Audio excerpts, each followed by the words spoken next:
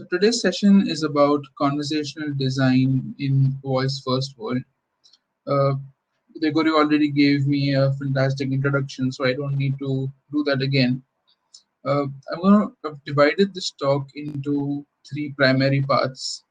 Uh, the first one is opportunities in a voice first world, why you should care about designing for voice interfaces. Second part and the third part talk about best practices in conversational design, tips and tricks that you need to keep in mind, and some strategies and insights that I've picked up over the years while designing for mainly for Alexa and Google Assistant. Okay, uh, diving right in, opportunities in a voice first world. There's been a major shift in computing every decade. We moved from mainframe to desktops to internet first computing, then mobiles, and lately, since 2017, there's been a heavy focus on AI based and assistant based computing. So we're at that, we're just past that peak in shift. We're at a place where there's tremendous traction and growth in assistant and AI space. Uh, Voice has recently exploded in popularity at an incredible scale. 28% of search on Google is now on voice. That's almost one third. People are increasingly discovering and engaging with voice, and that rate of increase is growing at an incredible amount of 270% year on year. Because of how easy it is to talk to a device rather than interact with it using a touch interface, that growth is even higher in emerging markets where English is not a first language, uh, going up to as much as 400% year on year. And it's still growing. Uh, by next year, it's predicted that about 50% of global searches will be conducted on voice, and a whole one third of all web browsing is tipped to be screenless by 2021. Uh, 55% of users, that's just over half of people who favor voice-based interfaces cite hands-free interaction as their main interaction to why they prefer voice as their main interaction medium. And it's like those statistics are backed up on the hardware side as well. Last quarter alone, there were 6 million Alexa devices shipped. Echo Dots went on to become one of the highest sold electronic products in Amazon's infamous Prime Day sales. And Google Assistant is present on I think every Android phone out there, almost every Android phone, which makes it available on over a billion devices and growing fast.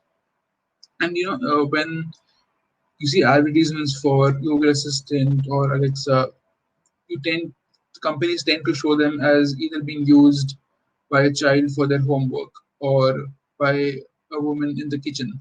But there's something on the platform for everyone, uh, whether it's for your kids or your kitchens or even your CXOs.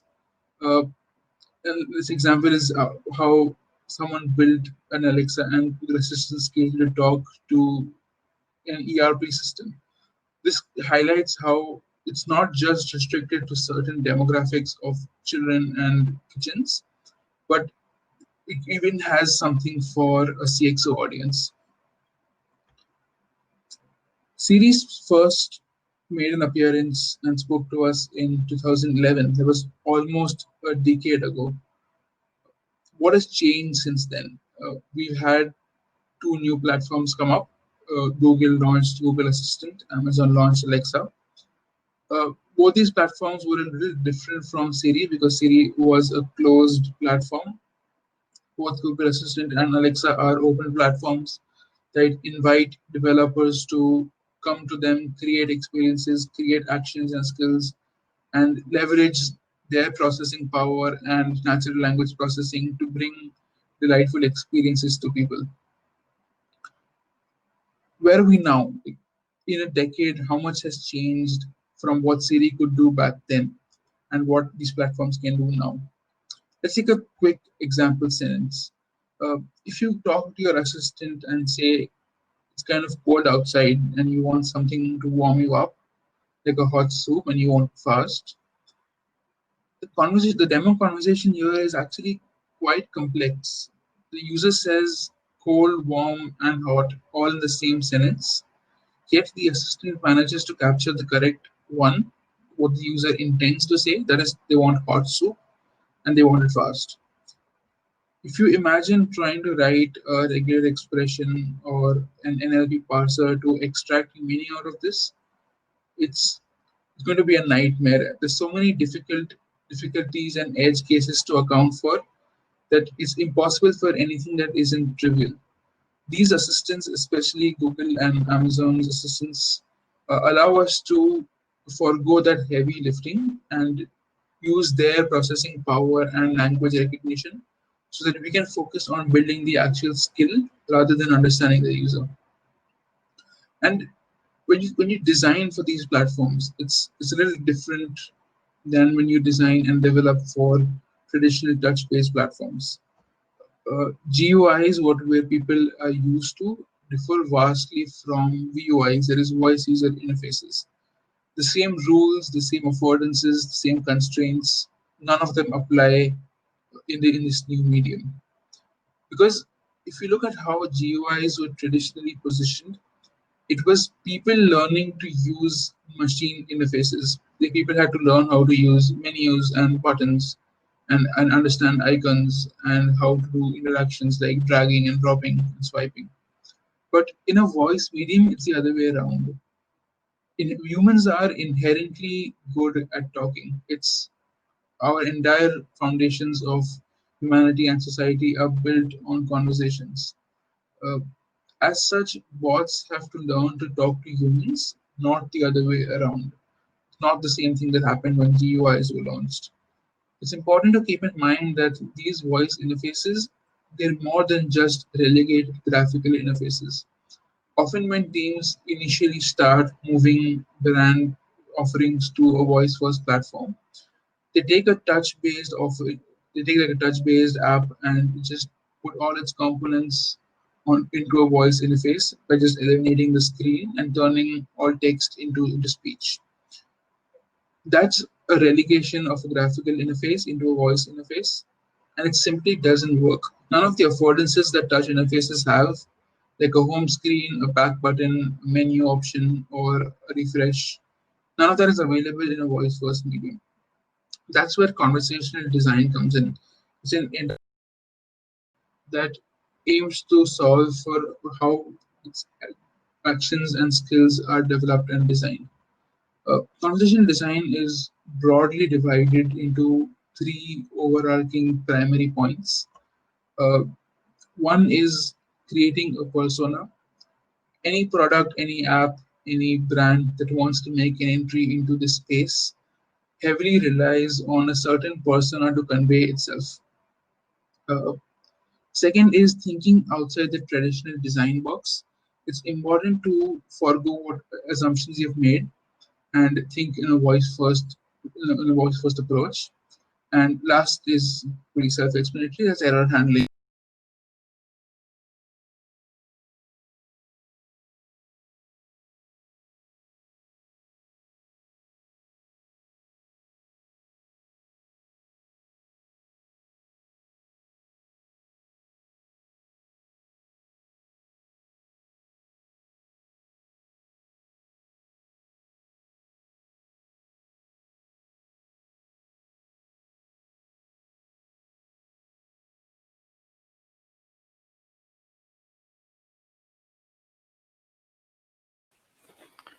Faiz, I think we lost you.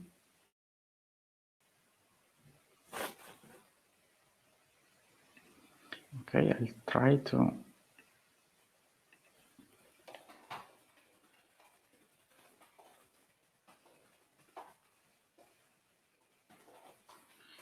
to contact you, and maybe we can solve this. Okay, I can't see you on the list anymore, so I think this connection dropped, but maybe he's going to be back shortly.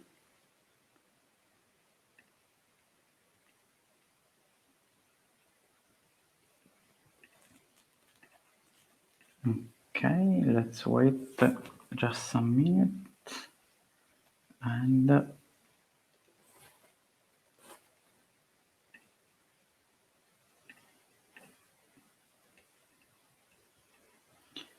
okay, let's just wait.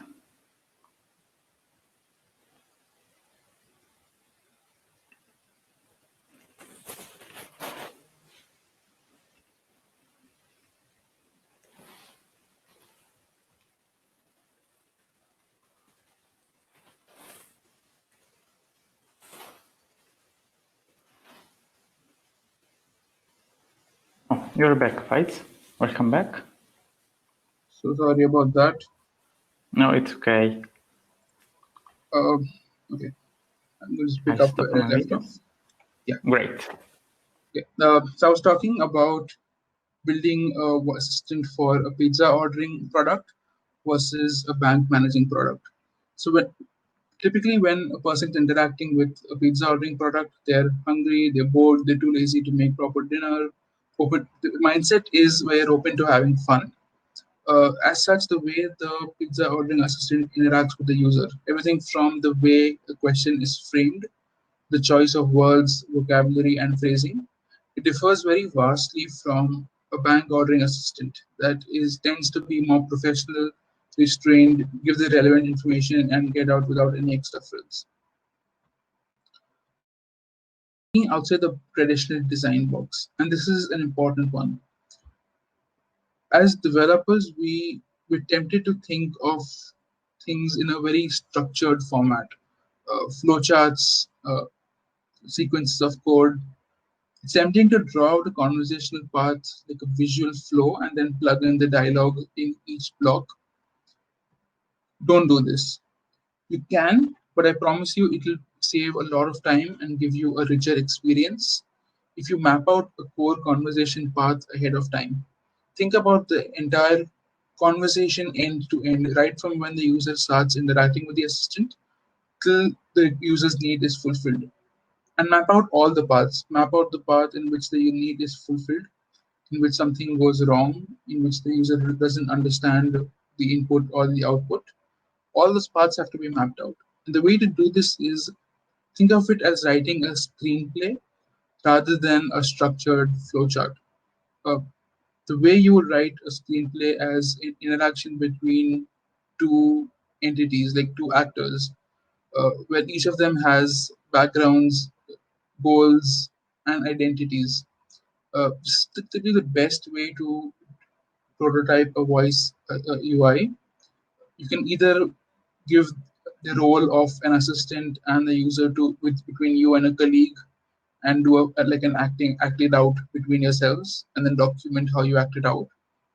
Or you can do something called a Wizard of Oz prototype if you have more time to work with. A Wizard of Oz prototype is where the user interacts with the machine, and it's sort of like the Turing tests of design. The user has no way of knowing that there is a human behind the machine who's actually giving the outputs. They think they're interacting with a machine, and it helps set the context for conversational design because while a machine is like your Alexa or your Google Assistant, while they're machines, they have to feel like a human's there behind them. Some best practices to follow while doing this conversational design: uh, use spoken language instead of written language. The way we speak and the way we write things tend to be very different. When you're scripting things for a voice assistant and you try to bring the same scripts, the text scripts to voice, it's going to sound awkward. Follow natural turn taking. If the assistant asks a question, leave space and time for the user to answer it. Avoid rapid follow up questions. Avoid prompting the user to say yes or no or repeat. Let the conversation flow be very natural. Uh, Keep text to speech short and clear. Don't try to talk out multiple paragraphs or 10, 20 seconds of audio at one time. Keep it crisp like a natural conversation would be. Avoid unrelated data points that don't have anything to do with what the user asked for. Throwing too many details at people when they're not asked for explicitly tends to throw off the balance in conversation. And most importantly, keep the time factor in mind. In UI, you can always do something like press the back button or the close button or just add F4 out. But when the user is navigating a VUI, they don't have the same affordances. They can feel like a prisoner of the VUI design, and with or without patience, they have to listen to every word that the assistant speaks to them before they can hear the one that follows it. They can't skip ahead or go back. Uh, Next is error handling. And this title itself is sort of an oxymoron because in a conversation, there are no errors as such. People hardly ever say nonsense. Like I mentioned earlier, conversation is an inherent part of who we are. People, on the other hand, are inherently cooperative. They want to help you, they want a conversation to progress. Uh, Keep in mind that when you think something has gone wrong, it's not an error, it's simply a new turn of dialogue. If you ask them to say it again, they will happily do it because they want to cooperate and get the task done. Although keep in mind that people rarely say things the same way. There could be a slight variation in the choice of words or how the sentence is framed.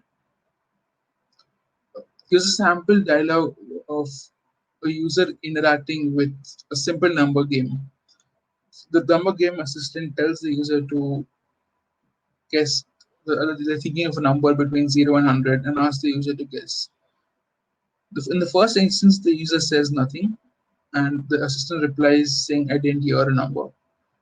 In the second instance, the user is silent or muffled and still doesn't have a valid input. Uh, and the assistant just says, what's your guess again? This is the incorrect way to do it because at this point, you're not sure as an assistant developer. The user is not giving in an input. They could be silent, they could be muffled, they could not have understood your question in the first place. So rather than just repeating the same thing, try to help them by giving some prompt, some context, or some expectations from them. Errors are a very programmatic term, whereas in voice interactions, you have a lot of real life use cases. Uh, some of them could be they're confused, the grammar is wrong, they don't speak the same language, they're hesitating, uh, it's too quiet, it's too noisy, they're stuttering. A lot of things can go wrong. But the important thing to remember is none of these are errors. It's just different ways of how people interact. Be conscious about how that can happen to anyone. And as an assistant developer and designer, adapt for those instances. Avoid saying I don't understand you. Try to account for edge cases where something can go wrong, and don't default to Google or Alexa telling the user I don't understand them. This is one of the greatest causes of user frustrations and aversions to voice interfaces. And this is a classic example of even that happens in our day-to-day lives. If someone doesn't understand you and you tell them to repeat, they almost rarely they never clarify it. They probably just raise their voice and repeat the same answer. And somehow people seem to think that if they speak louder, it's easier to understand. But that's what happens when they're interacting with voice assistants too. Tell them I don't understand, they're going to repeat the same thing and you're not going to go anywhere. Give people credit for knowing how to speak. Just because they didn't understand a prompt or choice or options available doesn't mean they can't interact with your assistant. Help people be successful and make your prompts contextual and relevant to their needs. Uh, what do you do when this so-called error happens? Well, treat those errors as a new turn in the dialogue. Uh, However, this time they have probably could have different conditions. Similarly, when you're talking to people, hesitations and corrections happen all the time. They're part of our conversations. Uh, Humans take cues from each other to get back on track. If the face of the opposite person says they didn't hear you, you're going to repeat. If they didn't understand you, you're going to frame it a different way. Apply those principles to human and computer interactions as well. The only difference is that the corrections can't be pre-planned. You have to account for those things that could go wrong early on. Some strategies to do this are: one is rapid reprompt. If the first or the second time, if the input isn't received, you could quickly ask them in a very conversational way, like, what was that, or say it again. But keep in mind, you can't do this a couple of times because, like I said, they're going to raise their voice and just repeat the same thing. Then, after that, what you should probably do is reframe the question. For example, if you're asking what time to set an alarm for, and you didn't receive an input the first time, you could reframe it by asking, sorry, what time? You could also ask another way. If you, like, for example, if you're asking the user for a complex input, which might require two data points, and you're observing that they aren't able to provide both of them, it may help to split them up into one piece at a time. And also, you need to expect ahead of time and be ready for questions about the question. You might want to ask someone for their phone number, and it's very likely that they get back to you and ask, does it have to include the area code, or is it just the number okay? Okay, now we've spoken about thinking outside the box, relying heavily on a persona, and how to handle supposed errors in conversation. That deals with the second part of the presentation, which was purely about the context and design principles were coming to voice. But even if you get all that right and your assistant is having a very natural, a very conversational interaction with the user, it's also very likely that a person who is like a person or an assistant who is speaking, and one of the speakers sounds flat, mispronounces things, misreads things, it could get boring and monotonous really fast and lead to people dropping off. That's where SSML comes in. SSML is a markup language, a structured speech markup language that provides a standard way to do XML markups for synthetic speech generation. There is a white paper on this by W3C. If you just Google SSML white paper, it's the first result that pops up. What this does is it explains how you can use these markups to enhance a conversational experience between an assistant and a user. The way to do this is when you're writing a script for your assistant, you add these tags in between that you get, some of it which you can see in the example on the right. You can tell the assistant to have a break or a pause. You can tell the assistant to play an audio file in between, sort of like how Alexa has that beep that plays when it starts listening to you. You can also tell the assistant how to say a certain word, phrase, or number. For example, if uh, you have a phone number, you don't want the assistant reading out a phone number as 9,800,000, 876,000, whatever. You want to use the say as tag, which tells the assistant to read this out as a number and not as a string. Some popular tags aside from the say as are the emphasis tags. Uh, for example, if you're saying, hey, I really like that person, and you want to emphasize the word really, you just wrap an emphasis tag around that word and specify whether you want it to be less emphasized, medium emphasized, or have a strong emphasis. Uh, Another popular tag is the language tag. For example, if you're saying the best macarons are from Paris, and you want to use the French pronunciation and say the best macarons are from Paris, you can simply wrap that word in the language tag and specify which language, which accent the assistant should use while saying the specific word.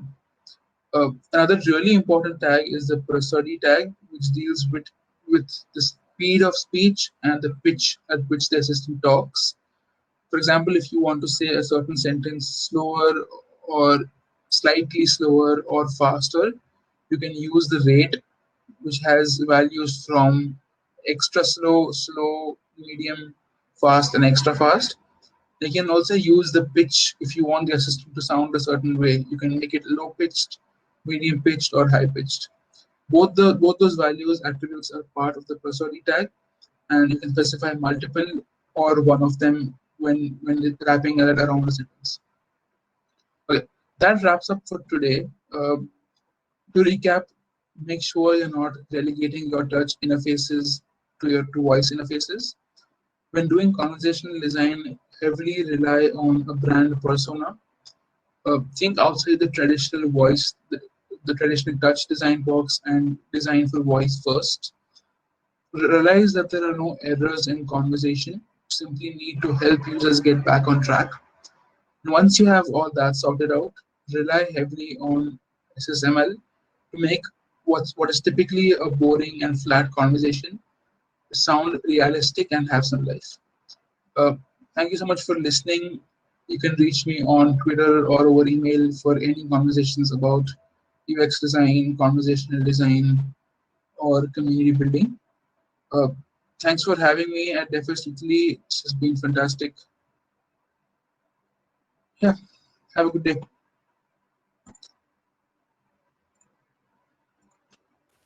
Okay, thanks to you, Faiz. Let's see if we have some questions.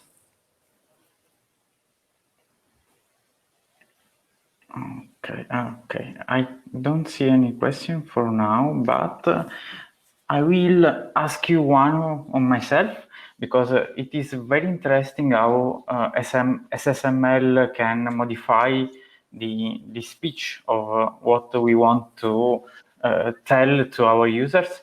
I didn't know about some of those tags, and it seems very nice what you can do. And what are your suggestions on how to approach this part of the design of the conversation? I mean, how do you usually start to add those tags?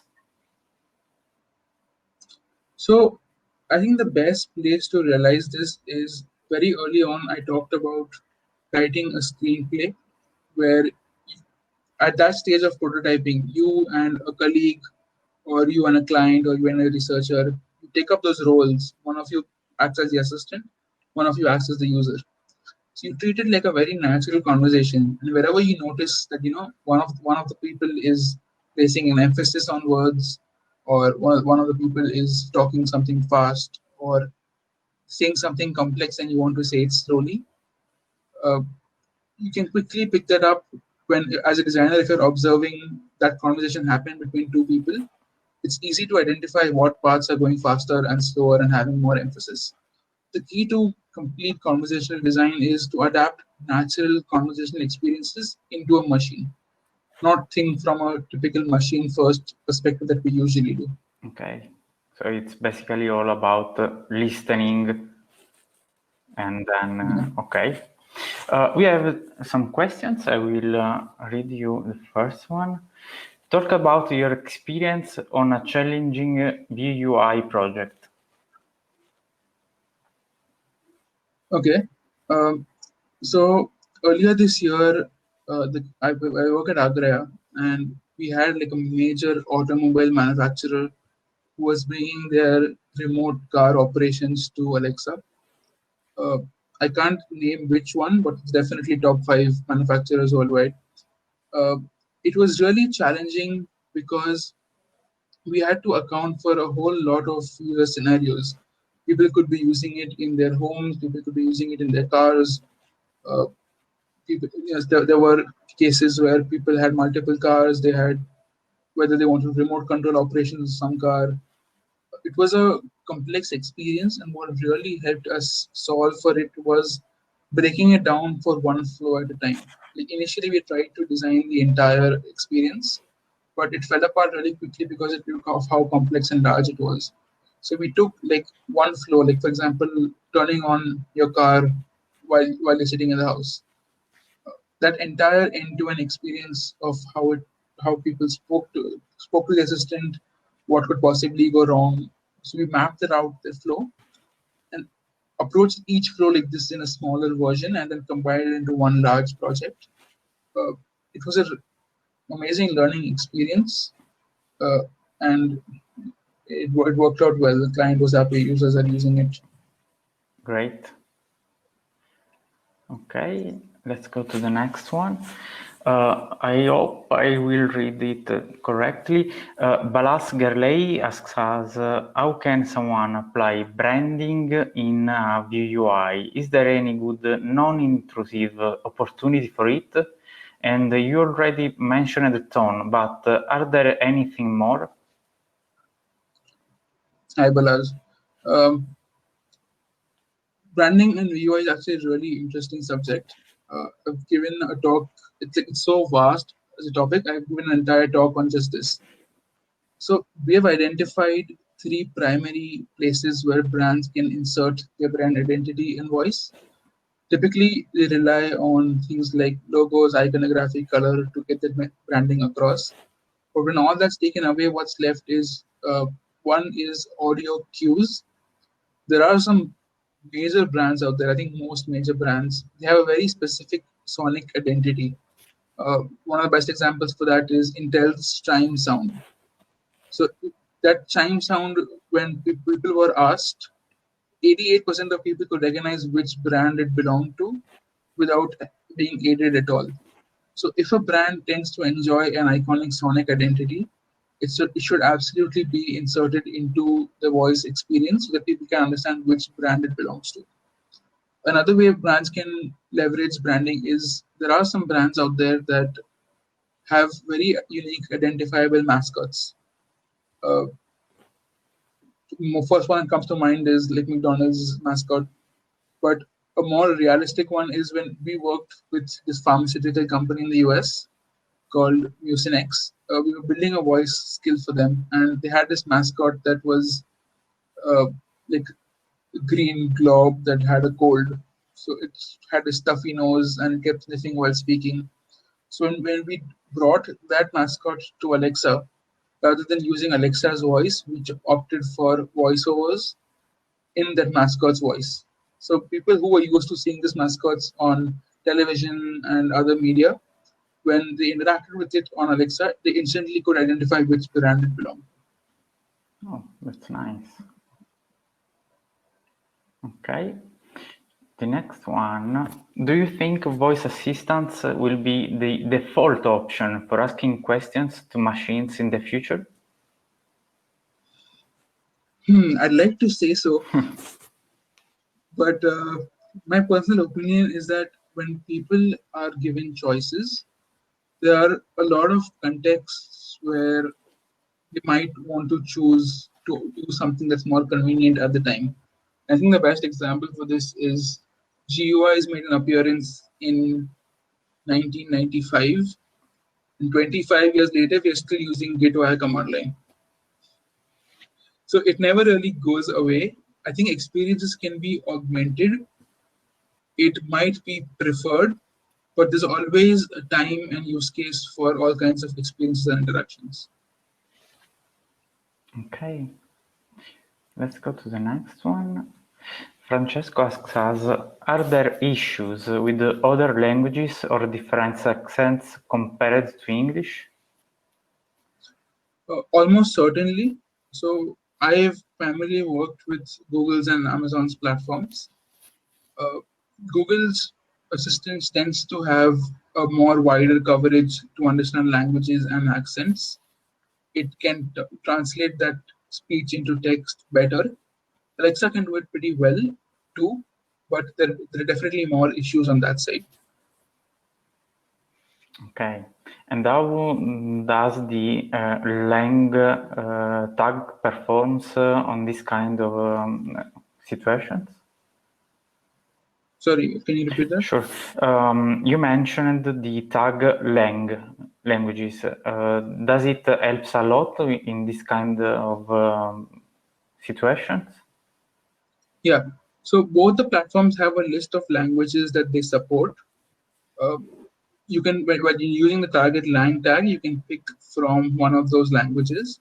It doesn't support anything outside those languages, and even while you're using those languages, it does a really neat thing where if the word that you've wrapped the tag around is like a English word, but you've tagged a French tag on it, it will speak it in English but with a French accent. Okay. using the same voice, I guess. Yes. Oh, that's nice. I didn't know about Yeah. that, but I will surely check it out. Okay, we are out of questions, and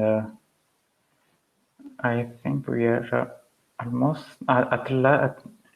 yeah, we are next to our lunch break. So thank you very much, Faith. It's been a pleasure having you with us.